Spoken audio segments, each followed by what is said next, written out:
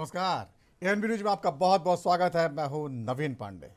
2024 के लोकसभा चुनाव में लगातार मुद्दे बदल रहे हैं। कांग्रेस और विपक्षी दलों ने आरक्षण और संविधान को बड़ा मुद्दा बनाने की कोशिश की, लेकिन उनके किसी नेता की गलती से बीजेपी को पलटवार करने का मौका मिल गया। गृह मंत्री अमित शाह का फेक वीडियो बनाकर जनता को बरगलाने की कोशिश को बीजेपी ने बड़ा मुद्दा ही नहीं बनाया, बल्कि दिल्ली पुलिस ने जोरदार एक्शन भी शुरू कर दिया है। दिल्ली पुलिस ने असम से 1 और गुजरात से 2 लोगों को पकड़ा है और तेलंगाना के सीएम को नोटिस भेजकर दिल्ली बुला लिया है। अब यह भी एक सवाल है, क्या कांग्रेस के बड़े नेता और तेलंगाना के सीएम रेवंत रेड्डी पर भी एक्शन हो सकता है? लेकिन इसके साथ ही यह भी बड़ा सवाल है कि गृह मंत्री के शब्दों को काट छांट कर पेश करने के पीछे आखिर मंशा कौन सी है? क्या आरक्षण और संविधान को मुद्दा बनाने के लिए यह सब किया जा रहा है, जिसमें बीजेपी सहमी भी लगती है और जोरदार पलटवार कर रही है? कुछ ऐसी पहले कांग्रेस की अमेठी और रायबरेली सीट को लेकर भी चल रही है, जहां बताते हैं राहुल और प्रियंका ने चुनाव लड़ने से इनकार कर दिया है। इस पर भी बीजेपी लगातार हमले कर रही है। इन्हीं सब मुद्दों पर चर्चा करेंगे, लेकिन उससे पहले देख लेते हैं किसने क्या कुछ कहा। देखिए, राहुल जी कुछ भी बोल सकते हैं, कुछ भी कर सकते हैं। गनीमत है कि उनको करने का मौका जनता नहीं देती है और इस बार भी नहीं मिलने वाला है। धन्यवाद। अब शायद वीडियो ठीक से प्ले हो पाए। मैं यहाँ कहकर जाता हूँ, भारतीय जनता पार्टी की सरकार बनेगी तो एक गैर संवैधानिक मुस्लिम रिजर्वेशन को हम समाप्त कर देंगे। ये अधिकार तेलंगाना के एससी, एसटी और ओबीसी का है, वो अधिकार उनको मिलेगा और मुस्लिम रिजर्वेशन को हम समाप्त कर देंगे। भारतीय जनता पार्टी की सरकार बनेगी तो एक गैर संवैधानिक एससी, एसटी और ओबीसी का है, वो रिजर्वेशन को हम समाप्त कर देंगे। रिजर्वेशन को हम समाप्त कर देंगे। तो दोनों वीडियो आपके सामने है। मेरा करबद्ध निवेदन है कि रिजर्वेशन के बारे में और इस फेक वीडियो के बारे में कांग्रेस जो भ्रांति फैला रही है, वो भ्रांति को निरस्त करने में मीडिया भी अपना सहयोग दे। साथियों, मोदी दिन रात काम करता है आपका जीवन बदलने के लिए। आपका जीवन बदलने के लिए दिन रात एक कर देता हूं। और ये इंडिया गाड़ी वाले मोदी को बदलने में पूरी ताकत लगा रहे हैं।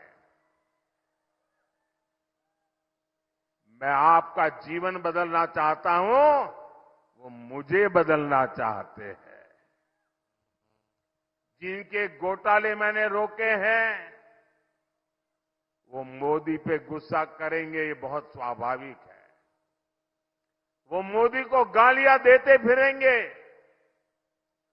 अनगिनत झूठे आरोप लगाएंगे। और आजकल ये दिन रात मोदी को गाली देने में लगे हैं। देश के लिए क्या करेंगे, उसके लिए कुछ नहीं है। मोदी को मारो, मोदी को पीटो, मोदी को गाली दो। और ये लोग आपको कैसे कैसे डरा रहे हैं।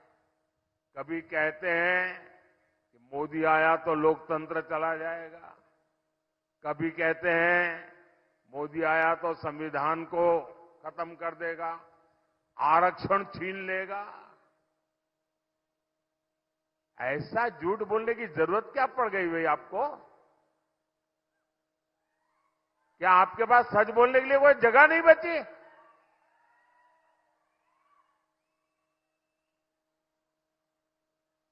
साथियों, आज पार्लियामेंट हो या असेंबली हो, एससी, एसटी, ओबीसी सबसे ज्यादा एमएलसी बीजेपी एनडीए के, सबसे ज्यादा एमएलए बीजेपी एनडीए के, सबसे ज्यादा एमपी बीजेपी एनडीए के। अब उनको लगा ये भी चले गए। ये आज इसलिए दलित, आदिवासी, पिछड़े ये हमारा समर्थन इसलिए कर रहे हैं कि हम जी जान से उनके कल्याण के लिए खप रहे हैं। अब इनकी हालत ये है कि झूठ नहीं चलता है तो हमारे चेहरा उसको उपयोग करके, आर्टिफिशियल इंटेलिजेंस का उपयोग करके उनकी मोहब्बत की दुकान में फेक वीडियो बिकने लगे हैं। ये फेक वीडियो बना रहे हैं।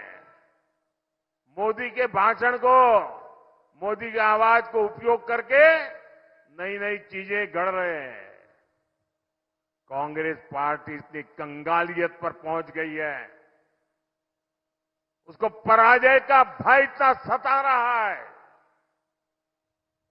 और कांग्रेस वाले लिख लो, आप लाख कोशिश करो, मुझे बताइए भाई, हमारे देश में किसी भी पार्टी को सरकार बनानी है तो 272 से ज्यादा सीटें चाहिए कि नहीं चाहिए? किसी को भी बहुमत चाहिए तो 272 से ज्यादा सीटें चाहिए कि नहीं चाहिए? ये इनका पूरे गठबंधन में एक भी पार्टी नहीं है जो 272 से ज्यादा चुनाव लड़ती हो।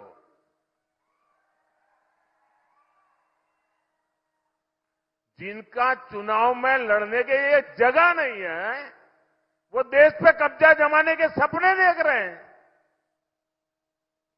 भाइयों बहनों, ये झूठ की दुकान वाले ये जो फेक वीडियो निकाल करके तालियां बजा रहे हैं, ये इनकी दुकानें बंद होनी चाहिए। लोग खूब पैसे कमाए और वो पैसे विदेश में रखा, वो काला धन मैं लाऊंगा और हर एक को 15-15 लाख दूंगा। दिया उसने? नहीं दिया। अरे प्रधानमंत्री नरेंद्र मोदी झूठ बोलते हैं, झूठ बोलते हैं। नहीं, आप बोलिए झूठ बोलते हैं, तो एक झूठ हो गया। उन्होंने ये भी कहा, मेरे युवकों, तुमको हर साल 2-2 करोड़ नौकरियां दूंगा। 10 साल में 20 करोड़ नौकरियां देनी थी। दिया उनने?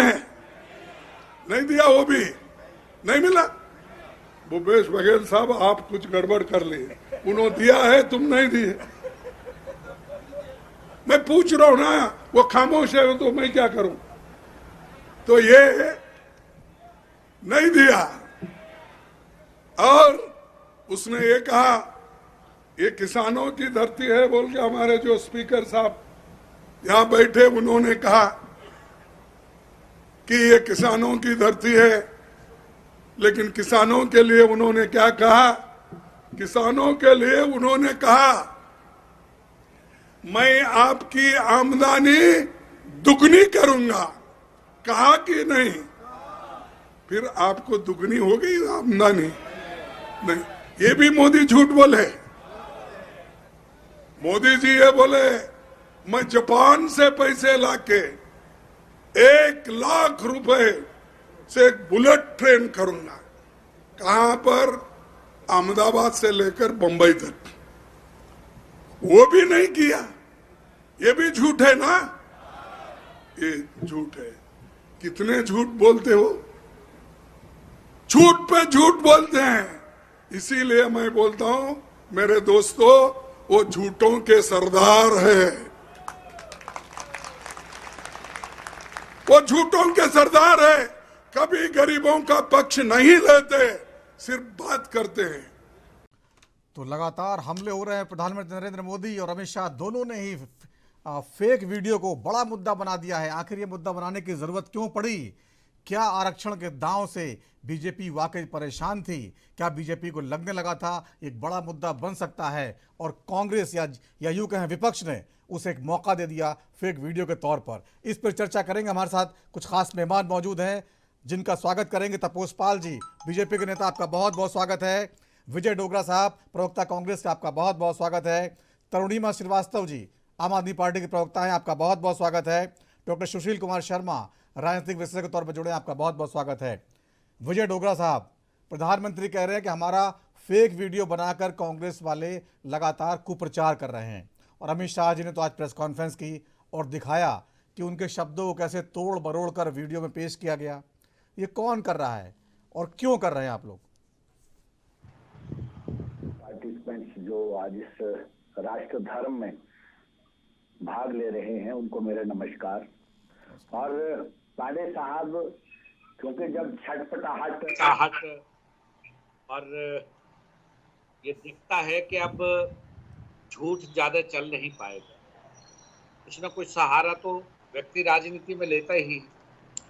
कांग्रेस को क्या जरूरत पड़ी है किसी की कोई फेक वीडियो चलाने की या कुछ करने की? लेकिन अगर कोई ऐसी बात है तो जांच की बात हुई है कि दिल्ली पुलिस जांच कर रही है, वो जांच करे, उनके जो पुलिस ऑफिसर्स हैं वो इन्वेस्टिगेशन करें और झूठ का जो बात है उसको वो सामने लाएं। लेकिन कांग्रेस घबराने वाली नहीं, और कांग्रेस को जरूरत नहीं है कि किसी के हम लोग को वीडियोस को चलाएं तब जाके कांग्रेस को उसका फायदा होगा। ये तो पूरा देश आज जानता है कि भारतीय जनता पार्टी का आईटी सेल वो किस तरह से कुप्रचार कर रहा है, और कांग्रेस के लोग जब उसकी शिकायत करते हैं तो उसके ऊपर तो कोई बात होती नहीं। लेकिन अब देश के गृह मंत्री महोदय ने कोई शिकायत की है और दिल्ली पुलिस ने उसका संज्ञान लिया है कि 7 या 8 राज्यों में से 16 लोगों को वहां बुलाया गया और तेलंगाना के मुख्यमंत्री साहब को भी उसमें इन्वॉल्व किया है। ये सारी बातें सिर्फ इसलिए हैं कि अब इनको ये समझ आ गया है, ये दूसरे चरण के मतदान के बाद ये जो 400 पार का नारा लगा रहे थे, अब ये 272 भी पार नहीं करे। और अभी मैं सुन रहा था कि देश के माननीय प्रधानमंत्री जी ये कह रहे थे कि 272 सीटें चाहिए किसी को उसके लिए सत्ता में आने के लिए। हम लोग इंडिया महागठबंधन जिस तरह से आगे बढ़ा है, और मैं ये बिल्कुल दावे के साथ कह सकता हूँ कि हमें किसी के ऊपर आरोप प्रत्यारोप की राजनीति में हम विश्वास नहीं रखते हैं। और जो बातें इन्होंने कही हैं कि अपनी बातों पे अगर मुकर जाएं तो हमें तो उसका कोई हम उसका संज्ञान नहीं ले। लेकिन अगर किसी ने बुलाया है, नोटिस दिया है, ठीक है, क्रिमिनल प्रोसीजर कोड के तहत वो कोई जांच करना चाहते हैं, कोई जांच एजेंसियां उसके ऊपर कुछ पूछना चाहती है तो पूछें, लेकिन गिरफ्तारी कर लें और गिरफ्तारी करने के बाद वो कहें गिरफ्तारी नहीं होनी चाहिए। बुलाए उनको, वो डॉक्यूमेंट मोबाइल ये नहीं होनी चाहिए। और दूसरी बात ये कि कांग्रेस ने कोई तुष्टीकरण की राजनीति नहीं की है। विजय डोगरा साहब, जब आप बता रहे हैं तो क्या रेवंता रेड्डी जाएंगे दिल्ली पुलिस ने बुलाया है नोटिस भेज के? लोग कभी घबराते नहीं हैं। कांग्रेस के लोगों को जब कभी ईडी बुलाती थी या सीबीआई बुलाती थी तो हमारे लोग जाते थे, और कांग्रेस के लोग घबराने वाले नहीं हैं। कांग्रेस के लोग सच को सच कहने में हिम्मत रखते हैं, और ये जो झूठी कोरी घोषणाएं करके आज देश को जिस तरह से चलाया जा रहा है, और चुनाव आयोग ने जो कोड ऑफ कंडक्ट के तहत अभी 1-2 दिन पहले हमारे लाहौल स्पीति में देश के माननीय प्रधानमंत्री उद्घाटन कर रहे थे, वहाँ एसटीडी चल रहा है। ये उल्लंघन नहीं है उस कोड ऑफ कंडक्ट का? इनके ऊपर तो कोई, क्योंकि चुनाव आयोग आज सोया हुआ है, चुनाव आयोग उसके ऊपर कोई कार्रवाई नहीं कर रहा है, ये घोषणाएं नहीं कर रहे हैं, ये उद्घाटन पे उद्घाटन करी जा रहे हैं। और देश के माननीय प्रधानमंत्री जी कह रहे हैं कि कांग्रेस के पास 272 का आंकड़ा नहीं है।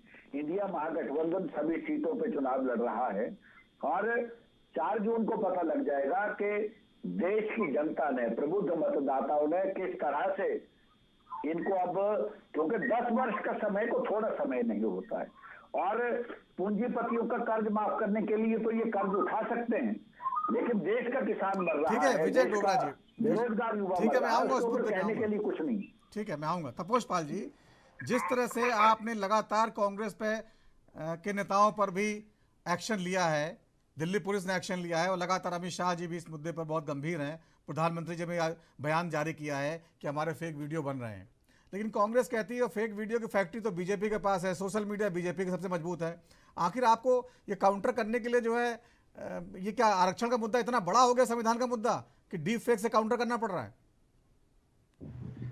देखिए, सबसे पहले तो मैं बता दूं कि कांग्रेस के हमेशा से एक नीति रही है और रीति भी रही है कि ये गलत सलत चीजों को सामने रख के चुनाव लड़ती है। इनका चुनाव लड़ने का हथकंडा देख लीजिए, weapons, how they are fighting the election with this weapons, fake video, sex video, EVM गलत है, देश विरोधी एक्टिविटीज, मोदी जी को गालियां। ये इनके फिक्स्ड 5 फॉर्मूले हैं, इसी के आधार पर ये काम करती है। देखिए, दुर्भाग्यपूर्ण है, जो सबसे बड़ी पार्टी रही है आज तक, जो 60 साल से ऊपर तक शासन की है, आज उसकी ये दुर्गति हो चुकी है कि वो सेक्स वीडियो और फेक वीडियोस पे चुनाव लड़ रही है। इससे बुरी दुर्दशा क्या हो सकती है, आप अपने गिरेबान में झांक के देखिए। जो रेवन्ना का जो मुद्दा है वो तो है ही है, मुद्दा तो है ही है। वो एक नेता पूर्व प्रधानमंत्री का पोता है, वो मुद्दा नहीं मानते उसको आप? नहीं, बिल्कुल मुद्दा है, वही तो मैं बता रहा हूँ कि सिटिंग चीफ मिनिस्टर और वहां के साथ वो प्रेसिडेंट भी हैं कांग्रेस के, उन्होंने फेक वीडियो डाला है, वो भी गृह मंत्री जी का, अमित शाह जी का जो फेक वीडियो बना के डाला है। देखिए, इस देश में जो आरक्षण की नीति, इस देश का बंटवारा किस आधार पे हुआ था? साथ में सब लोगों ने मिलकर अंग्रेजों से लड़ाइयां लड़ी, उसके बाद मुसलमानों ने कहा कि हमें हमारा हक दे दीजिए, उन्होंने पूर्वी पाकिस्तान और पश्चिमी पाकिस्तान ले लिया धर्म के आधार पे। उसके बाद जो बचा हुआ भारत है, उसका जब संविधान बाबा साहब भीमराव अंबेडकर जी ने लिखा, तो उसमें एसटी, एससी और पिछड़ों को, ओबीसी को, उनको अपब्रिंगिंग करने के लिए उनको आरक्षण दिया गया। इन्होंने क्या किया? आज की डेट में चुनाव जीतने के लिए, मुस्लिम तुष्टीकरण के लिए 4% आरक्षण उसी ओबीसी का काट के इन्होंने मुस्लिम धर्म को दे दिया। धर्म के आधार पे इस देश में कोई आरक्षण नहीं होगा, ये चीज संविधान में लिखा हुआ है स्पष्ट तरीके से, लेकिन इन्होंने संविधान के सारे जो मूल्यों हैं, फंडामेंटल्स हैं, उसके साथ खिलवाड़ किया है। इससे पहले भी इंदिरा गांधी जी ने इसको इमरजेंसी को इंपोज करके संविधान के साथ खिलवाड़ किया था। देखिए, संविधान के साथ किस तरीके से ये छलावा कर रहे हैं और किस तरीके से मैनिपुलेशन कर रहे हैं, और उसके तहत ये चुनाव जीतने की कोशिश कर रहे हैं। ये बहुत दुर्भाग्यपूर्ण है। ठीक है, आज कांग्रेस पार्टी को अपने अंदर गिरेबान में झांक के देखना चाहिए कि किस तरीके से खिलवाड़ कर रही है भारत के संविधान के साथ। ठीक है तपोज जी। तरुणिमा श्रीवास्तव जी, आपके पास आना चाहूंगा। जिस तरह से फेक वीडियो का मुद्दा आपने देखा, देश के गृह मंत्री के खिलाफ इतनी बड़ी साजिश, क्या इसके पीछे लगता है आपको कांग्रेस पार्टी का कोई हाथ हो सकता है या किसी की शरारत हो सकती है जिसका फायदा उठाया जा रहा है? देखिए, जो वीडियो वायरल हुआ है और जो ट्वीट हुआ है, वो मुझे लगता है कि कांग्रेस पार्टी ने अपने ट्विटर हैंडल कर, वो वीडियो कहीं ना कहीं बनकर आई और वो वायरल हुई। अगर कहीं पता चला कि ये गलत वीडियो है तो उसे डिलीट कर दिया गया है, लेकिन अगर कोई गलत तरीके से फेक वीडियो को वायरल करता है तो उसको उस पर कार्रवाई होनी चाहिए, ये मेरा मानना है। लेकिन फेक वीडियो के जो शहंशाह है, जो इस वीडियो को, विपक्षी पार्टी के फेक वीडियो को चलाकर अपनी राजनीति का धंधा चला रहे हैं भारतीय जनता पार्टी, उन पर भी कार्रवाई होनी चाहिए। उनके आईटी सेल के हेड जो है अमित मालविया, जो फेक वीडियो विपक्ष के नेताओं का बनाकर गंदी तरह से वीडियो बनाकर उसको वायरल करते हैं, उन पर कोई कार्रवाई नहीं करती है भारतीय जनता पार्टी। कोई कार्रवाई नहीं करती, कोई कानून कार्रवाई नहीं करता, कोई पुलिस कार्रवाई नहीं करती, न सीबीआई कार्रवाई करती। लेकिन अगर विपक्ष का कोई नेता अगर गलती से कोई ट्वीट कर देता है तो उस पर कार्रवाई हो जाती है। सच्चाई ये है कि ट्वीट का हंगामा इसलिए मचाया गया है भारतीय जनता पार्टी द्वारा, मीडिया में इसलिए फैलाया जा रहा है ताकि जो प्रज्वल रेवन्ना है, जिसने 3000 महिलाओं का रेप किया है, जिसका वीडियो अश्लील वीडियो बनाकर उनका प्रताड़ना किया उन महिलाओं के साथ, को भारतीय जनता पार्टी ने अपने सहयोगी दल सांसदी का, और जब ये बात आगे तक फैल गई, जब लोगों तक फैल गई, तो उसको इस देश से भगा दिया गया। मैं ये पूछना चाहती हूँ भारतीय जनता पार्टी के प्रवक्ता से, जब भारतीय जनता पार्टी के नेता कर्नाटक के अमित शाह के पास दिल्ली आकर मिले थे, कहा था कि वो का वीडियो वायरल है, लोगों को मालूम है कि वो रेपिस्ट है, वो दरिद्र है, तो आपने उसको टिकट क्यों दिया? आपने क्यों दिया टिकट? भारतीय जनता पार्टी के नेता आपके पास आए थे, अमित शाह के पास आए थे, लेकिन अमित शाह जी कर्नाटक जाकर उनको टिकट देते हैं और हमारे देश के प्रधानमंत्री उसे अपनी मोदी का परिवार मानकर उसके प्रचार में जाते हैं। तो ऐसे महिलाओं का उत्पीड़न करने वाले, इतना बड़ा देश का सबसे बड़ा कांड करने वाले, जो महिलाओं के साथ प्रचार करने वाले व्यक्ति को अपनी पार्टी को समर्थन करने वाला सांसद का टिकट देते हैं। तो ये लोग बृजभूषण जैसी पार्टी, बृजभूषण जो महिलाओं के साथ अत्याचार करता था, जो देश की बेटियां जो गोल्ड मेडल लेकर आई देश के सम्मान के लिए, उनके साथ बदतमीजी करता था, उनके ऊपर FIR है।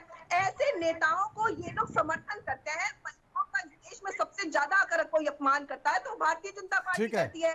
बाल विकास, महिला विकास मंत्री स्मृति ईरानी अपने क्षेत्र में हिंसक गानों पे रैली कर रही है, लेकिन उनके मुंह से एक भी शब्द प्रवचन, वरना और बृजभूषण के नाम पर नहीं निकलता है।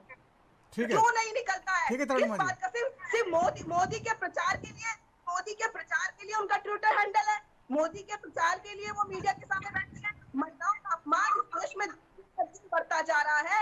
ऐसे नेताओं को भारतीय जनता पार्टी समर्थन करती है, उनको बचाती है। उनके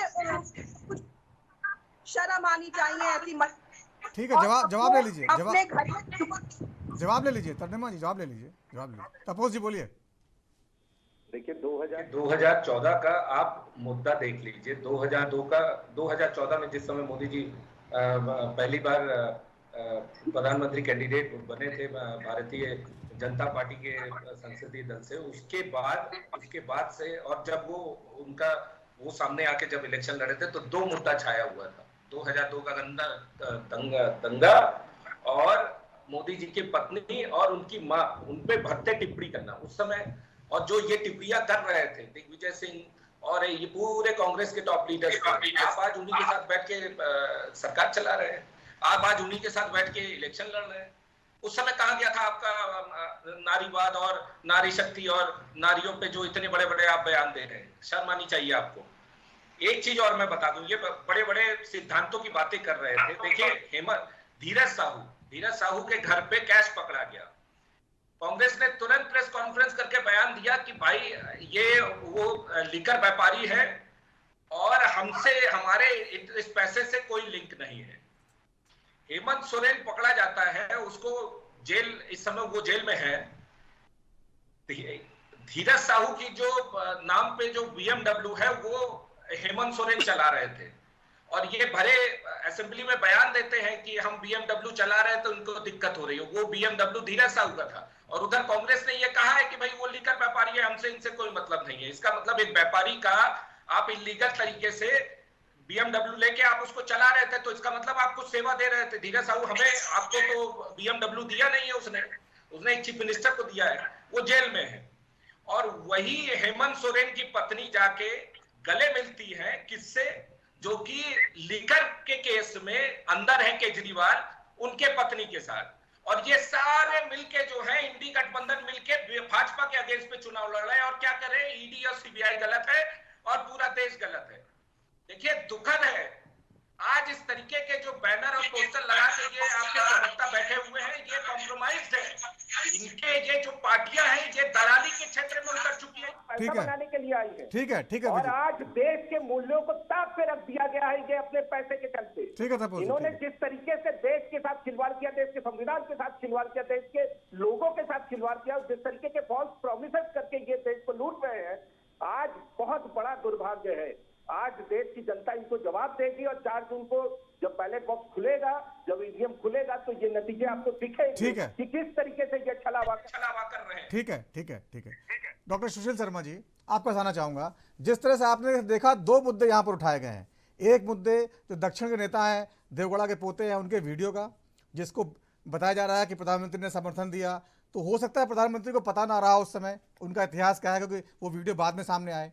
इसी तरह जो आरोप कांग्रेस पे लग रहा है, कांग्रेस ने जो है उसको फॉरवर्ड किया, हो सकता है कांग्रेस नेताओं को पता न रहा हो कि ये फेक वीडियो है और उन्होंने फॉरवर्ड कर दिया हो। तो ये जो फॉरवर्ड करना और बिना जानकारी के जो करना, इसके लिए कहीं दोनों ही पार्टियां कंफ्यूजन के शिकार नहीं लगी आपको? आपका सवाल बहुत अच्छा है। यहाँ पर अभी मैंने तीनों प्रवक्ताओं को सुना और सबसे बड़ी बात जो सोशल मीडिया का एक करेक्टर है कि हमें सोर्स का ओरिजिन नहीं पता होता, ये कहाँ से आया है। क्योंकि जब एक बार किसी ने फॉरवर्ड कर दिया तो उसके बाद आप सिर्फ फॉरवर्ड ही कर रहे हैं। और अक्सर ये ह्यूमन साइकोलॉजी है कि जो चीज हमें हमारे फेवर में लगती है, हमारे पसंद की होती है, हम उसको फॉरवर्ड कर देते हैं। तो यहाँ पर एक तो मामला ये समझ में आता है कि आप सोशल मीडिया पर फॉरवर्ड कर रहे हैं फेक वीडियो को अनजाने में। लेकिन इससे भी मजेदार बात मुझे यहाँ पर एक चीज और दिखाई दे रही है कि हमारे तीनों पैनलिस्ट में से खासकर 2 पैनलिस्ट वो आपके चैनल पर लाइव बैठकर फेक न्यूज को स्प्रेड कर रहे हैं। अभी जैसे तरुणिमा जी ने कहा कि उन्होंने 3000 महिलाओं का साथ बदतमीजी की, रेप किया, बलात्कार किया। 3000 महिलाओं का इन्होंने फिगर आपके चैनल से के थ्रू पूरे हिंदुस्तान में प्रसारित कर दिया और उसके बाद मोदी जी के ऊपर आरोप भी लगा दिया कि उन्होंने उसको विदेश भगा दिया। तो ये उस फेक वीडियो से ज्यादा खतरनाक काइंड ऑफ मिस इन्फॉर्मेशन है, क्योंकि आपका चैनल एक रिलायबल चैनल है। और यहाँ पर जो भी बैठता है प्रवक्ता, मुझे लगता है, मेरी गुजारिश है उनसे कि कुछ भी वो अपने मुंह से बोले तो वो रिलायबल फैक्ट हो, पार्टी का पक्ष माना जाता है, क्रेडिबिलिटी से देखती है।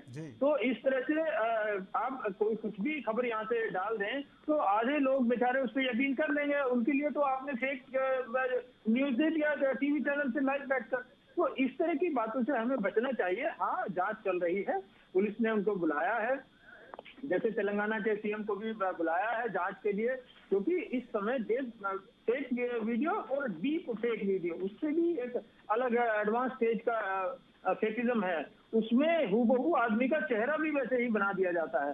तो अभी ये क्योंकि साइबर मीडिया नेसेंट स्टेज में है पूरी दुनिया में, खासकर इंडिया में पिछले 4-5 सालों में इसका विकास हुआ है। तो हम लोगों को ज्यादातर जो 40+ है, 50+ है, 60+ है, उनको ये नहीं मालूम है कि इसको हैंडल कैसे करना है। होता क्या है कि पीछे से कोई वीडियो आया, आपको पसंद आया, क्योंकि वो अपडेटेड नहीं है और कानून भी इतने अभी फैलाए नहीं गए, लोगों को पता नहीं है कानून ये गैर कानूनी काम है, इसलिए भी कई बार ऐसा हो जाता है। साइबर क्राइम कर रहे हैं और वो साइबर जो लॉ है उसको वॉयलेट कर रहे हैं। अभी इसमें बहुत काम करना बाकी है भारत देश में। लेकिन अति उत्साह में इस तरह के वीडियो जो आपको लगता है कि जरा से भी सेंसिटिव है, उसको फॉरवर्ड करने से बचें।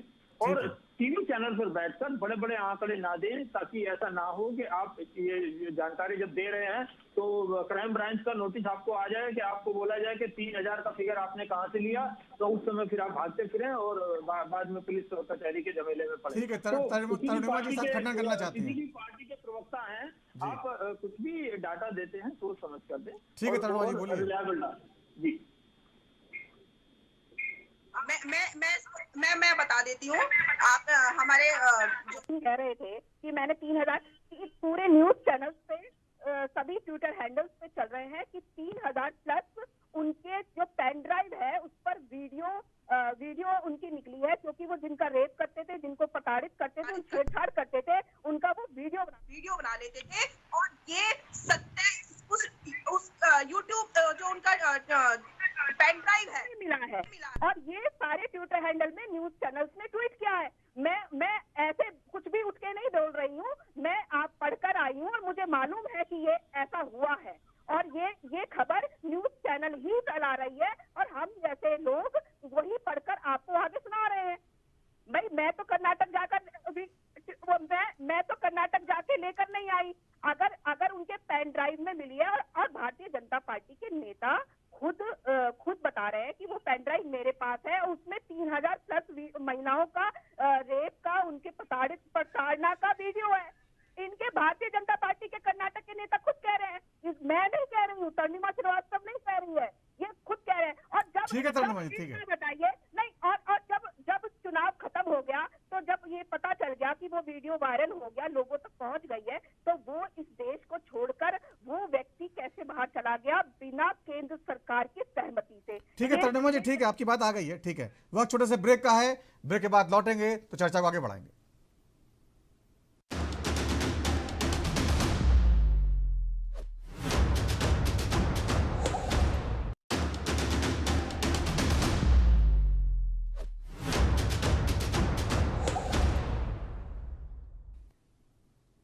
और ब्रेक के बाद राजधर्म में एक बार फिर आपका स्वागत है। आज चर्चा चल रही है राजनीति और चुनाव के दौर में डीप फेक वीडियो जिस तरह सामने आए हैं उनको लेकर सियासत कहीं ना कहीं परेशान है। गृह मंत्री अमित शाह तक को सामने आना पड़ा और कहना पड़ा मैं शिकार हो गया डीप फेक वीडियो का। क्या ये केवल मुद्दा है या केवल दूसरे मुद्दों की काट के लिए ये मुद्दा खड़ा किया गया है? हम चर्चा कर रहे हैं। हमारे साथ मौजूद हैं बीजेपी के नेता तपोष पाल जी, विजय डोगरा साहब है कांग्रेस के प्रवक्ता, तरुणिमा श्रीवास्तव जी हैं आम आदमी पार्टी के प्रवक्ता, डॉक्टर सुशील कुमार शर्मा जी हैं राजनीतिक विश्लेषक। विजय डोगरा साहब, जिस तरह से आपने सुना सब लोगों की बातें, आपको लगता है एक्शन कुछ ज़्यादा ही कड़ा हो गया और कहीं ना कहीं आपने जो मुद्दा उठाया है आरक्षण का और संविधान का, इसकी काट के लिए बीजेपी ऐसा कर रही है? ये तो पांडे साहब बड़ा क्लियर है कि भारतीय जनता पार्टी आज हतोत्साहित है और उनको अब ये समझ नहीं आ रहा है कि अब ये जो इतना नुकसान हो रहा है अब वो इसकी भरपाई कैसे कर पाएंगे, उसके लिए अब मुद्दे पे मुद्दे ढूंढ रहे हैं। मैं सुन रहा था तपोष पाल साहब, वो जिस तरह से कांग्रेस को कोस रहे हैं या तरुणिमा जी ने जो बातें कही उसके ऊपर वो आग बबूला हो गए।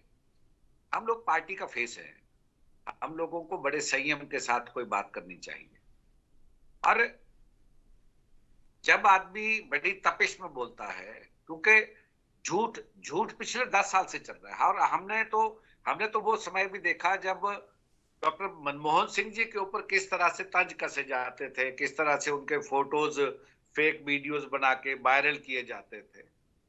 लेकिन ये कोई राजनीति, अच्छी राजनीति नहीं और लोकतंत्र के लिए ये चीज भी अच्छी नहीं। और कांग्रेस और इंडिया महागठबंधन के जो सही वो ये चाहते, ठीक है, अब आज इनको लग रहा है कि आदरणीय गृह मंत्री जी बड़े परेशान है, कोई बात नहीं, जांच करें, इन्वेस्टिगेशन होनी चाहिए और इन्वेस्टिगेशन सच और झूठ का झूठ आना चाहिए। लेकिन माइट इज राइट के जिसकी लाठी उसका भैंस।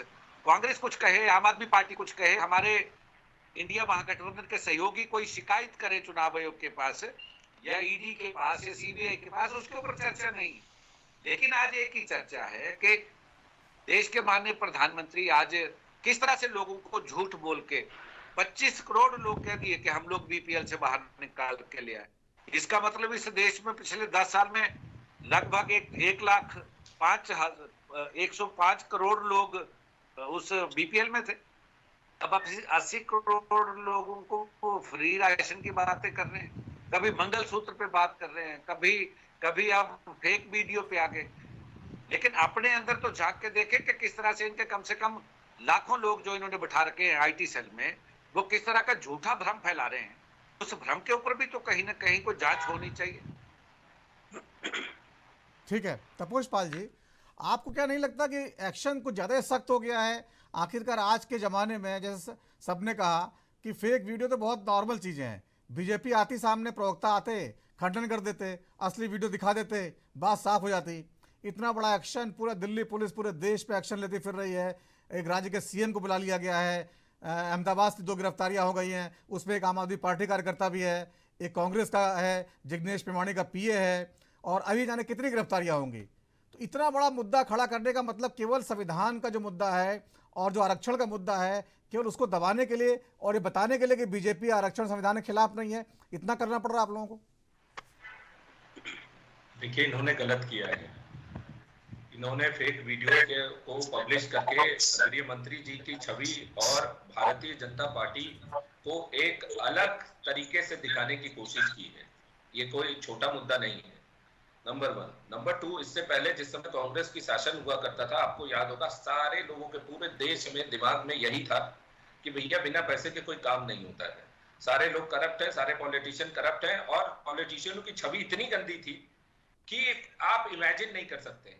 आज वो छवि सुधरी है, आज करप्शन को पीछे छोड़ा जा रहा है।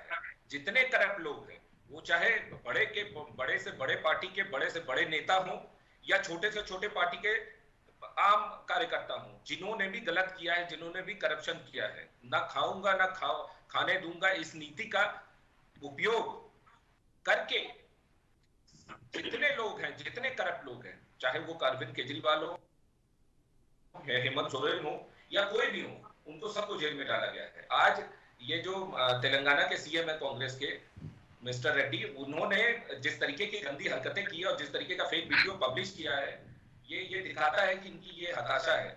आज ये इस तरीके के लेवल पे आ गए कि फेक वीडियो और फेक सेक्स वीडियो के तहत ये चुनाव लड़ने की कोशिश कर रहे हैं और चाह रहे हैं कि 1-2 सीटें की आ जाए। जनता इस लोभ में आने वाली नहीं है। आज जनता देख चुकी है कि कांग्रेस का भी शासन देख चुकी है, आपका भी शासन देख चुकी है, जेएमएम का भी शासन देख चुकी है, और ये तीनों लोग मिलके जो इंडी गठबंधन बनाया है, देश को लूटने की कोशिश कर रहे हैं, भोली वाली जनता को बेवकूफ बनाने की कोशिश कर रहे हैं, वो भी देख चुकी है। आज 400 का आंकड़ा हम बात करेंगे और जो तरीके से करेंगे। 400 वाली बात लंबे समय बाद लेके आए आप लोग अपनी जबान पे। आज अमित शाह जी ने भी कहा कि नहीं 400 वाला मुद्दा बना हुआ अभी बीच में रुक गया। हम क्रॉस करेंगे और उसके पीछे हमारे पास 10 साल का ट्रैक रिकॉर्ड है। हमने ट्रिपल तलाक खत्म किया है। ओवैसी जो राष्ट्रीय न्यूज चैनल पे बैठ के ठहाके लगाते थे कि अरे 370 खत्म ही नहीं कर पाएंगे, वो 370 हमने खत्म करके दिखाया है। महबूबा मुफ्ती जो कहती थी कि 370 खत्म होगा तो पूरे देश में आग लग जाएगी, कश्मीर जल जाएगा, आज वो शिव जी के मंदिर पे जाके जल चढ़ाती है। ये चेंजेस हुआ। राम मंदिर का मुद्दा, इन लोग ये कहते थे कि तिथि नहीं बताएंगे, मंदिर कब बनाएंगे, तिथि नहीं मंदिर हमने वहीं पे बनाया और तिथि बता के बनाया है।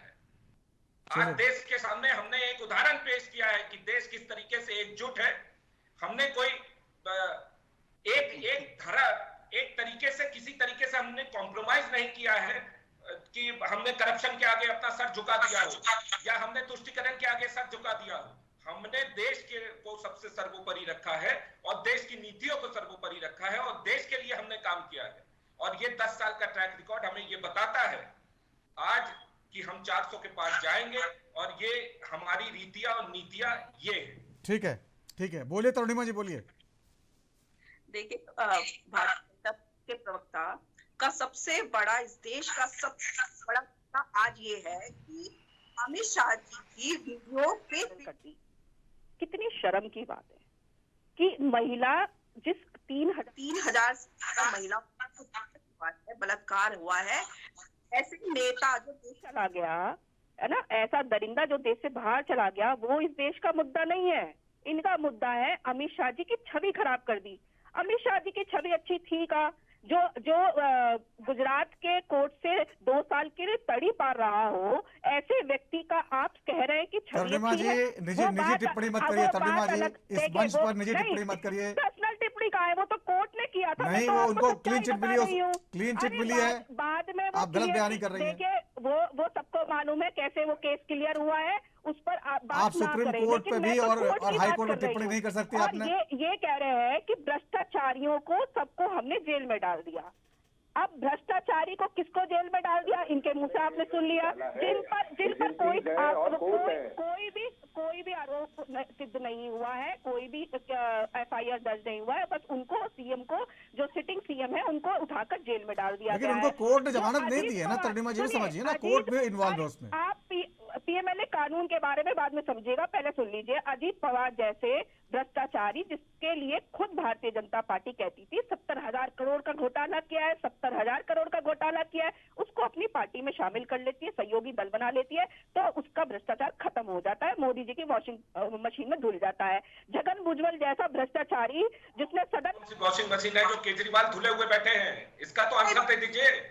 घोटाला पार्टी में शामिल कर लेते हैं अपने। केजरीवाल को आपने कौन से वॉशिंग मशीन से धोया है, कौन सा पाउडर लगा के धोया है, ये तो बताइए ना। उससे क्यों नहीं इस्तीफा दिया है? स्कैम घोटाला, ऐसे घोटालेबाज को आप अपनी पार्टी में शामिल कर लेते हैं। भाई सत्येंद्र मालिक कराता रहा तिहाड़ जेल के अंदर, आपने एक बार भी उनसे इस्तीफा नहीं दिया। क्या मजबूरी थी अपनी पार्टी में शामिल करके आप ये कहते हैं कि हम भ्रष्टाचारियों को जेल में डाल रहे हैं? आप सब सारे विपक्ष की नेता, जिनके अपने राज्यों में उनका बोलबाला है, जिसका दबदबा है, ऐसे नेताओं पर ED CBI छोड़कर आप उनको अपनी पार्टी में शामिल करते हैं। और जो सच्चे देशभक्त हैं, जिन्होंने कोई घोटाला नहीं किया, उन पर PMLA का कानून डालकर आप जबरदस्ती एक सिटिंग सीएम अरविंद केजरीवाल, जो ईमानदार सीएम है, जिसने दिल्ली की जनता के लिए काम किया है, आप उसको जबरदस्ती जेल में डाल देते हैं, ED द्वारा जबरदस्ती उठा के ले आते हैं। ये कानून के साथ जो खिलवाड़ हो रहा है, वो भारतीय जनता पार्टी कर रही है। भारतीय जनता पार्टी PMLA कानून लेकर 2018 में जिसने संशोधन किया, ठीक है तरुणिमा जी, ठीक है। हवाला का पैसा जो लाएगा, होगा, उस पर लगा घोटाला किया है तो भुगतेंगे आप। इनकी नियत थी विपक्ष के नेताओं पर पीएमएलए कानून लगाकर, थोपकर, जबरदस्ती उन्हें डरा धमकाकर या तो अपनी पार्टी में शामिल कर लेंगे या फिर उनको उठाकर जेल में डाल देंगे। ईडी स्वतंत्र है, वो किसी को उठाकर जेल में डाल सकती है अनंत काल तक एक शक के बिहाफ पे। ये इनके पीएमएलए कानून का एक सेक्शन है। ऐसे सेक्शन जो किसी को भी, आज आप एंकर है, अभी मैं यहीं पे खड़े होकर कह दूं कि आपने मुझसे 5 करोड़ रुपए लिए, अब आप साबित करते रहिए जेल में बैठकर कि आपने मुझसे 5 करोड़ रुपए लिए थे, लेकिन मैं आपसे 2 बार मिल चुकी हूँ और टेलीफोन से आपके लोकेशन मिल गया है कि मैं तो आपसे मिल चुकी हूँ। लेकिन अब आप साबित करते रहिए जेल में बैठकर कई सालों तक कि आपने मुझसे 5 करोड़ रुपए नहीं लिए थे। ये इनका कानून है, पीएमएलए कानून। ठीक है तरुण जी, ठीक है, वो दूसरा मुद्दा है, चर्चा कर चुका हूँ। हमने बनाया क्या कानून? ये कैसे लाएंगे ये मुझे बताएं। किस बिहार पे 400 पार, देश में बेरोजगारी लाने के लिए 400 पार लाएंगे, महिलाओं के उत्पीड़न के लिए 400 पार लाएंगे, ये आरक्षण खत्म करने के लिए 400 पार लाएंगे। किस बिहार पे 400 पार, और 400 पार कहाँ से लाएंगे? मोदी जी जो बांग्लादेश की आजादी के लिए जेल गए थे, वहाँ से लाएंगे कुछ सीटें, या पाकिस्तान गए थे बिरयानी खाने, वहाँ से लाएंगे? ठीक है तरुण जी, ठीक है, ये देश के साथ ठीक है तरुण जी, ठीक है, आपकी बात आ गई, ठीक है, तरफ से ये 400 पार ले आएंगे। ठीक है, आपकी बात आ गई तरुण जी, आपकी बात आ गई। डॉक्टर सुशील शर्मा बोलिए। 2 मुद्दे छेड़े, एक तो संविधान बदलने की बात कर रहे थे, दूसरा आरक्षण की बात कर रहे थे। तो as a citizen of India, Bharat का नागरिक होने के नाते मुझे ये देख के बड़ा आश्चर्य भी होता है और दुख भी होता है कि हम 21वीं शताब्दी में रह रहे हैं और हम चांद और सूर्य पर पहुंच गए, मंगल पर पहुंच गए, और आज भी हम रिजर्वेशन की बात कर रहे हैं।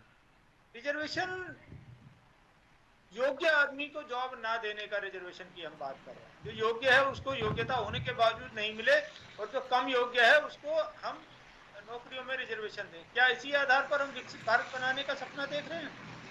रिजर्वेशन की बजाय हमें कमजोर को आर्थिक सबलीकरण देना चाहिए ताकि वो मजबूत हो और मुख्य धारा में आए, सबके साथ मुकाबला करें। दूसरी बात, जब हम संविधान संशोधन की बात करते हैं तो हम किस संविधान को बदलने की बात कर रहे हैं?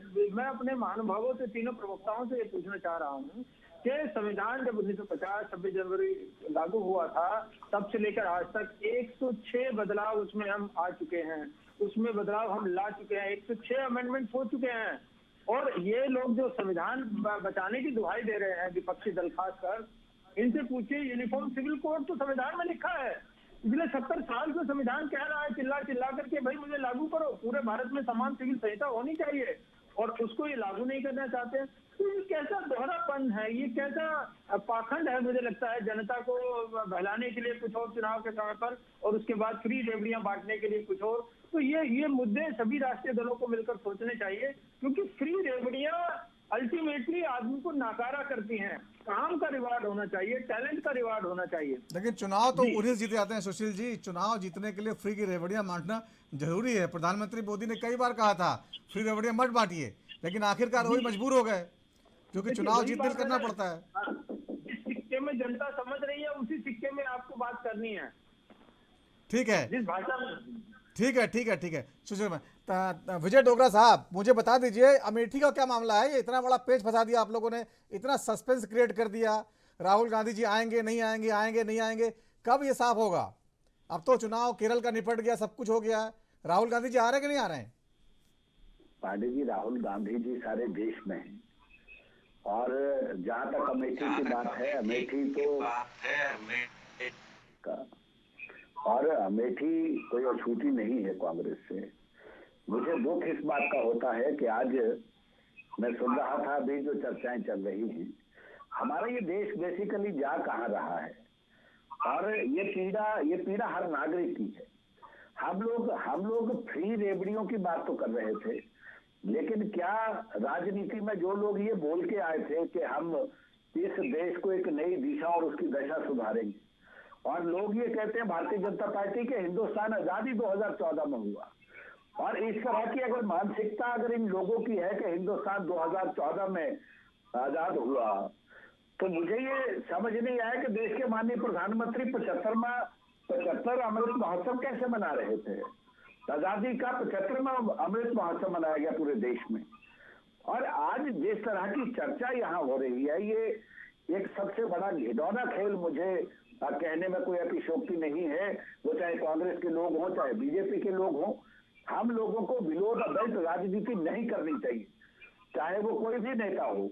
लेकिन नेताओं को भी अपने एक उदाहरण मिसाल पेश करनी चाहिए। आज हम एक दूसरे पे छींटाकशी करके हम बेरोजगार युवाओं को क्या ये राहत दे रहे हैं कि हम लोग नौकरियां देंगे? हम लोग महंगाई के ऊपर चर्चा नहीं करते हैं, हम लोग बेरोजगारी के ऊपर चर्चा नहीं करते हैं। 20 करोड़ नौकरियां 10 साल में देनी थी, उनके ऊपर हम चर्चा नहीं करते हैं। 2 बार घोषणा पत्र भारतीय जनता पार्टी ने दिया, उसके ऊपर एक श्वेत पत्र जारी नहीं करते हैं कि हमने घोषणा पत्र में जो बातें कही थी हमने कितनी साक्षर लागू कर दी। और सिर्फ मुद्दे भटकाना अगर इनका काम है तो मैं समझता हूँ ये झूठ और फरेब की राजनीति अब आगे नहीं बढ़ सकती। लेकिन विजय डोगरा साहब आप भी तो जो है उसको मुद्दा बनाने के बजाय जाति आरक्षण और जात पे ज्यादा जोर दे रहे हैं। आपको नौकरियों बात करनी चाहिए, आपको महंगाई बात करनी चाहिए लगातार जो है, आप भी तो मुद्दे भटका देते हैं आप लोग भी तो। मुझे एक बात ये कहनी है कि अभी जो सुशील जी कहें उस बात से कहीं ना कहीं तो आके खड़ा होना पड़ेगा। और ये जातीय गणना इस देश का सेंसस क्या होना नहीं था 2021 में? और जो 2021 में सेंसस होना था कोरोना की वजह से नहीं हो पाया, लेकिन क्या 2021 से लेकर 24 तक इस सेंसस की बात नहीं करते ना, वो जातीय आरक्षण की बात करते हैं, जाति जनगणना की बात करते हैं। जातीय आरक्षण और जनगणना आज ये जो आभा की बात कर रहे हैं हम लोग, आयुष्मान भारत कि आयुष्मान कार्ड की अगर हम लोग बात कर रहे हैं और जिस आधार को ये कहते रहे कि ये देश का बेड़ा गर्क कर देगा, वो आधार आज आधार हो गया। जो जीएसटी के लिए गुंडा टैक्स ये कहा करते थे कि जीएसटी लगने से, आज तो कॉपी किताबों पे, शिक्षा पे जिस तरह से जीएसटी लग रहा है, क्या ये देश का युवा इस तरह से पढ़ पाएगा? शिक्षा का व्यापारीकरण, स्वास्थ्य संस्थानों में व्यापारीकरण, ये सारी चीजें आज इस देश के जो मूल रूप से इस देश के नागरिक हैं वो आज परेशान हैं। लेकिन ये उसकी बात नहीं करेंगे, ये उठा के किसी नेता को अंदर ठोक के ये कहेंगे कि ये भ्रष्टाचारी है। कैग की 3 रिपोर्ट आई, शायद मेरे साथ सुशील शर्मा जी इस बात में सहमत होंगे। कैग की 3 रिपोर्ट आई इस पिछले वित्तीय वर्ष में, और उन कैग रिपोर्ट्स में देखिएगा कि किस तरह से घोटालों के ऊपर वो उंगलियां उठी है, लेकिन कैग रिपोर्ट आज दिन तक कहीं किसी भी चैनल पे नहीं दिखाई गई। सिर्फ एक ANB टीवी के ऊपर एक दिन चर्चा में ये बात आई थी कि जो कैग की 3 रिपोर्ट थी जो घोटालों से संलिप्त थी, उसके ऊपर कहीं चर्चा में ये बात हुई थी। और मैं साधुवाद देता हूँ ANB को कि ANB टीवी ने इस बात को उजागर करने की हिम्मत की थी। आज हमारे इस देश में किस तरह का माहौल है ये तो हमें समझ नहीं आ रहा है। सिर्फ एक बात हमें ये समझनी चाहिए कि हम लोगों को ये 18वीं लोकसभा है और 21वीं शताब्दी के भारत में अगर हम फिर वापस हम वहीं जाएंगे जहां से हम आजाद भारत की शुरुआत हमने 1947 से शुरू की थी, तो मैं समझता हूं कि इस तरह की राजनीति अब इस देश को नहीं चाहिए। ठीक है सर। तरुणिमा श्रीवास्तव जी, बहुत सारी बातें विजय डोगरा जी ने कही, आप सहमत होंगे उनसे। एक सवाल जो बार बार कांग्रेस जवाब नहीं दे रही है वो है राहुल गांधी जी के अमेठी से उतरने से, यूपी में आने से क्या इंडिया गठबंधन को फायदा नहीं होता? और ये जो सस्पेंस है जो क्रिएट किया जा रहा है, इससे नुकसान नहीं हो रहा है? देखिए ये जो है कांग्रेस पार्टी का अपना जो उनकी संगठन है, उनका नेतृत्व में जो भी वो सोचें कि कहाँ से राहुल गांधी जी चुनाव लड़ेंगे, कहाँ से नहीं लड़ेंगे, वो उनका अपना मत है। इस पर आप और हम बात नहीं कर सकते। भाई कांग्रेस के लाखों कार्यकर्ता जानना चाहते हैं तरुणिमा जी, और इंडिया ब्लॉक के भी पार्टी। देखिए राहुल गांधी जी कांग्रेस के बहुत बड़ा चेहरा है, बहुत बड़े नेता है। वो जहां से भी चुनाव लड़ेंगे कार्यकर्ता उनके साथ खड़े हैं। ऐसी हर पार्टी का व्यक्ति अपनी अपनी पार्टी के बड़े नेता के साथ खड़ा है। अगर मोदी जी गुजरात छोड़ के बनारस आके चुनाव लड़ रहे थे तो क्या भारतीय जनता पार्टी के कार्यकर्ताओं ने वहां काम नहीं किया, या ये कहा कि आप गुजरात के हैं तो गुजरात में जाकर चुनाव लड़िए, हम वहीं पर आपको सपोर्ट करेंगे? ऐसा तो भारतीय जनता पार्टी ने नहीं किया। तो इसलिए कोई भी पार्टी अपने कैंडिडेट को, अपने नेता को कहीं से भी चुनाव लड़वाना चाहे, वो उसका आपसी अपना मन है। वो क्या करते हैं क्या नहीं करते उनका वो जाने, ये आप और हम तय नहीं कर सकते। खड़गे साहब बोल रहे हैं जो पार्टी के अध्यक्ष है, मैं कुछ नहीं कह पाऊंगा इस मुद्दे पर, ये जताता नहीं कहीं खड़गे साहब भी कितने लाचार हैं। तो आप इसमें लाचारी की क्या बात है? जरूर अंदरूनी बात है, वो क्यों मीडिया को बताएंगे, वो क्यों लोगों को बताएंगे? उनकी अंदरूनी बात है, वो कहीं से भी लड़वाए अपने नेताओं को, अपनी पार्टी, अपने कार्यकर्ताओं को, अपने नेताओं को कहीं से भी लड़वाए। ये खुलासा भारतीय जनता पार्टी तो एंड वक्त तक कुछ नहीं बताती है। वो तो पर्चा भरने जब जाओ उससे 2 घंटे पहले, 1 दिन पहले पता चलता है कि वहां पर ये वाला कैंडिडेट इनका खड़ा है। तो ये तो अपनी आपसी बात है, वो कभी कहीं से भी खड़ा करे, क्यों मीडिया को बताए या क्यों लोगों को बताए? डोगरा साहब, ये स्ट्रेटजी आप लोगों की बताएंगे नहीं है? देखिए डोगरा साहब, बताएंगे नहीं लास्ट टाइम पे बम फोड़ेंगे, कोई ऐसा सस्पेंस वाला? अभी पांडे साहब, तरुणिमा जी जो कह रही थी वो बिल्कुल सत्य है। ये हर पार्टी का अपना अपना एक सिस्टम है और कई चीजें हमारी एक रणनीति है, कूटनीति का हिस्सा भी हो सकती है। और क्योंकि राहुल गांधी के ऊपर जिस तरह से घेराव भारतीय जनता पार्टी करती है, कहीं ना कहीं मुझे ऐसे लगता है कि राहुल गांधी से डरते जरूर है और बार बार उनके ऊपर आक्षेप करना, बार बार उनको इस कटघरे में लाके खड़ा करना, वो बड़ा दुर्भाग्यपूर्ण है। इस देश की राजनीति में देखिए, देश के माननीय प्रधानमंत्री के बारे में हमें कुछ कहना वो हमारी औकात नहीं है। तो देश के माननीय प्रधानमंत्री, उनकी इज्जत करना हम ये तो साफ कर दीजिए कि रॉबर्ट वाड्रा जी आ रहे हैं या राहुल गांधी ही आ रहे हैं? कोई ना कोई जो आएगा वो ऐसा दिग्गज आएगा कि अमेठी कांग्रेस की थी और कांग्रेस की ही वापिस आएगी, ये बड़ा तय है। लेकिन एक बात ये पक्की है कि आज जिस तरह का माहौल, और तरुणिमा जी ने बहुत अच्छे प्रश्न जो भारतीय जनता पार्टी से उठाए, मैं तपोष पाल जी से भी ये कहूंगा, क्योंकि हम लोग पार्टी का मुखौटा है और हम लोगों को कोई बात करने से पहले हम लोगों को बहुत सी चीजें जांचनी और बहुत से आंकड़े, बहुत सी चीजें हम लोगों को इसलिए भी नहीं करनी है क्योंकि हम लोग जब इन चीजों पे जाके पढ़ते हैं तो देश को हमको एक संदेश नहीं दे पाते। उदाहरण हमें भी होना पड़ेगा। अगर हमें प्रवक्ता की जिम्मेदारी दी है तो पार्टी का फेस हम लोग हैं और पार्टी का फेस सच्ची बात को सच कहना और झूठी को झूठ कहना, ये भी हमारे में मादा होना चाहिए। इस तरह की बेबाकी का, ठीक है। तपोष जी कुछ कहना चाह रहे हैं, तपोष जी कुछ कहना चाह रहे हैं। तपोष जी, ये जो इनका अंदरूनी मामला है अमेठी वाला, आप लोग बार बार क्यों कह रहे हैं कि भाई डर गए हैं, सस्पेंस क्रिएट कर रहे हैं? ये इस तरह कहने का, वो जब चाहेंगे तब जिसको उतारेंगे। देखिए, अमेठी के बारे में मैं बताता हूँ, लेकिन सबसे पहले इनका जवाब देता हूँ। ये जो कह रहे थे बार बार कि 2014 के बाद से हमने कहा है कि इंडिपेंडेंस हुआ है, देखिए उसके पीछे रीजन है। मैं तथ्य दे देता हूँ। कांग्रेस के संस्थापक कौन है?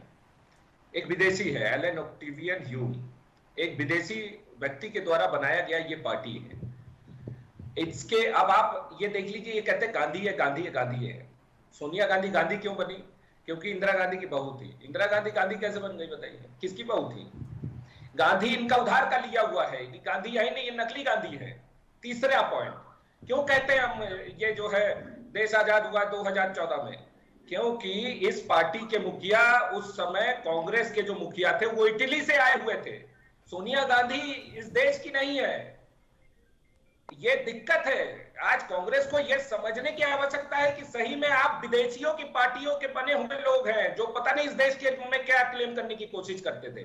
2014 से पहले इस देश में एक ही मुद्दा छाया रहता था कि इस देश का पैसा स्विस बैंक पे जाता है और उस पर कई इन्वेस्टिगेशन हुए, कई तरीके के तथ्य मिले हैं, कई बार कई जगहों से तथ्य मिले हैं कि मालदीव जाता था और ये जाता था। तो देखिए कांग्रेस कितनी देशभक्त है वो तो इसी से मालूम चलता है कि कई बार इन्होंने संविधान खत्म करने की कोशिश की है। ये नकली गांधी है, इनके संस्थापक भारतीय नहीं है, इनके जो हेड हैं वो विदेश से आए हुए हैं। तो हम क्यों ना कहें कि 2014 में भारत आजाद हुआ है?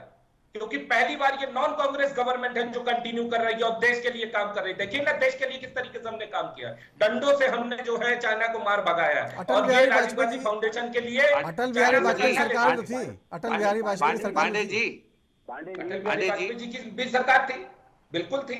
तो तब देश आजाद नहीं था? पांडे जी जी, अरे सर मैं एक बात कांग्रेस के ही जो इन्होंने बार ये कहते हैं कि लालकृष्ण अडवाणी जी कहा कहते हैं 2014 में आजाद हुआ इंडिपेंडेंट तरीके से, जब भाजपा ने सरकार बनाई, भाजपा को पूर्ण बहुमत मिला। जिनकी मेहनत और हमारे के साथ भारतीय जनता पार्टी इतने बड़े गठबंधन के कारण संख्या कमी होने के कारण विजय जी अब एक मिनट आज जब हम इंडिपेंडेंट तरीके से हम वहां पे लड़ रहे हैं और अपने देश को दशा और दिशा उसको बदलने की कोशिश कर रहे हैं। ये सबसे बड़ा महत्वपूर्ण है। कांग्रेस को आज अपने गिरेबान में झांक के देखना चाहिए। इन्होंने जो 4% आरक्षण मुस्लिमों को दिया है, ये खिलवाड़ है, ये संविधान के साथ खिलवाड़ है। ये तो फिर आप और मैं बता दूं, जितने ठीक है, तरीके से आज ठीक है, तपोज जी जवाब ले हो रही थी, जवाब ले कांग्रेस के लिए जवाब ले लीजिए। इतनी तिछड़ता दिखाते थे इनके केजरीवाल की, सब मिले हुए हैं जी। पूरे कांग्रेस और ये सब लोग चोर हैं। शीला दीक्षित के खिलाफ एफआईआर करेंगे, ये करेंगे, और कब से ये सरकार में है, आज तक शीला दीक्षित के अगेंस्ट में क्या किए? आज उसी शीला दीक्षित के लड़के के साथ मिलकर ये फोटो खिंचाते हैं। और जेएमएम छोड़िए, ये लालू प्रसाद यादव जो सजा आता है, जिनको सजा हो चुकी है, उसके साथ ये स्टेज शेयर करते हैं, ये क्लेम करते हैं कि हम ईमानदार की सरकार देंगे। अरे जब चोरों के साथ मिलकर आप फोटो खिंचाते हैं, चोर आपके साथी हो गए हैं, पूरा कांग्रेस जो भ्रष्टाचार में डूबी हुई है, आपके खुद के नेताओं को देख लीजिए, वो तिहाड़ जेल में रह के मालिश कराते हैं, उसका वीडियो जारी है, और उससे आपने कभी इस्तीफा नहीं लिया है। केजरीवाल जो ये क्लेम करते थे कि हम सबसे बड़े ईमानदार हैं, और उन्होंने अभी तक इस्तीफा नहीं दिया है, तो क्या मजबूरी है भैया आपकी? थोड़ा सा तो अपने तरफ झांक के देखिए। ठीक है, जवाब ले लीजिए। डोगरा साहब बोलिए। मैं ये कह रहा था कि भारतीय जनता पार्टी के पास एक ऐसी वॉशिंग मशीन है जिसमें जितने भ्रष्टाचारी थे, जिनको ये भ्रष्टाचारी कहते थे, वो भारतीय जनता पार्टी में आते दूध के धुले हो गए। अगर इस तरह की मानसिकता है तो शायद ये देश इसीलिए आज ये तरस रहा है कि भारतीय जो नागरिक हैं, भारतीय नागरिकों को अगर ये याद करवाया जा रहा है कि आजादी से बाद से लेके आज दिन तक जिस तरह का माहौल इस देश में बनाया गया, इससे बड़ी दुर्भाग्यपूर्ण खेल नहीं हो सकता। और आज मैं अंत में आपके इस चैनल के माध्यम से कहना चाहता हूं कि इस देश के प्रबुद्ध नागरिक इस बार दूध का दूध, पानी का पानी कर देंगे, और ये जो 400 पार का नारा है, ये 200 पार भी नहीं जा पाएंगे। ये मैं नहीं कह रहा हूं, ये आम जनमानस की धारणा है। मैं कांग्रेस के पार्टी आप 200 कह रहे हैं, राहुल गांधी 150 बोल रहे हैं, 150 बोल रहे हैं, 150 पार नहीं जा रहे हैं। नहीं, हम लोग इसलिए कह रहे हैं कि ये जो 400 पार कर रहे हैं, पहले तय कर लीजिए। ये जो मतदाता है, इस देश का प्रबुद्ध मतदाता, जब वो अपनी आई पे आता है और जनादेश देता है तो बड़े बड़ों को घर बिठा देता है। और इस बार ये 10 साल का जो खेल था, इस बार ये खत्म होगा और देश में एक ऐसी सरकार बनेगी जो सभी वर्गों को साथ लेके आगे बढ़ेगी। ये मैं कहना चाहता हूँ। ठीक है, तरुणिमा जी आखिरी कमेंट। तरुणिमा जी बोलिए। देखिए, भारतीय जनता पार्टी के जो प्रवक्ता हैं, इन्होंने आज साफ कर दिया कि ये लोग जो है आरक्षण खत्म करने की बात कर रहे हैं। ये लोग देश के को झूठ भ्रम में फैलाने की बात कर रहे हैं, हिंदू मुसलमान की बात कर रहे हैं। इन्होंने सही कहा कि ये कह रहे हैं कि 2014 के बाद देश सही से आजाद हुआ है। इनकी मानसिकता, हम इंडिया गठबंधन वाले, कांग्रेस, आम आदमी पार्टी, सपा, बसपा, सब लोग, आपके तृणमूल, ये लोग ये कह रहे हैं कि ये लोग इस देश में अलग आरक्षण बदलकर संविधान बदलना चाहते हैं, आरक्षण खत्म करना चाहते हैं। तो हम नहीं कह रहे, हम सत्य कह रहे हैं। इनकी बात नहीं सुनने वाली, आप लोगों को भ्रम में मत रहिए। आपने इनकी भाषा की इस अभी जो इन्होंने अपनी पूरी बात रखी, अगर ये सोशल मीडिया पे वायरल हो गया तो लोग इन पर हंसेंगे। जिस तरीके से इन्होंने बात करी है कि देश ऑलरेडी आपके ऊपर हंस रहे भाई, हमारे ऊपर क्या हंसेंगे? फेक वीडियो तो आपके चीफ मिनिस्टर डाल रहे हैं। इन्हें कोई इतिहास नहीं मालूम, इनका कोई इतिहास नहीं था। इन्होंने कभी देश की लड़ाई में तो आप बता दीजिए इंदिरा गांधी कैसे बनी, बताइए, इतिहास बताइए। चलिए, इनकी जो है इंदिरा गांधी कैसे और प्रियंका गांधी कैसे बन गई, बता दीजिए। करना चाहते हैं, इसलिए जनता समझ चुकी है। अब ये बौखलाए हुए, आपको इतिहास मालूम है, आप गांधी बता दीजिए कैसे। तो ये जबरदस्ती 400 पार कहे जा रहे हैं, और जनता 400 पार तो हम करेंगे भाई, देखिएगा। तड़ी पार। ठीक है, वक्त खत्म हो चुका है, वक्त खत्म हो चुका है। तो आप सभी बहनों को बहुत बहुत धन्यवाद इस चर्चा में जुड़ने के लिए। तो राजधर्म में आज इतना ही। वक्त छोटे से ब्रेक का है, ब्रेक के बाद भी खबरों का सिलसिला जारी रहेगा। नमस्कार।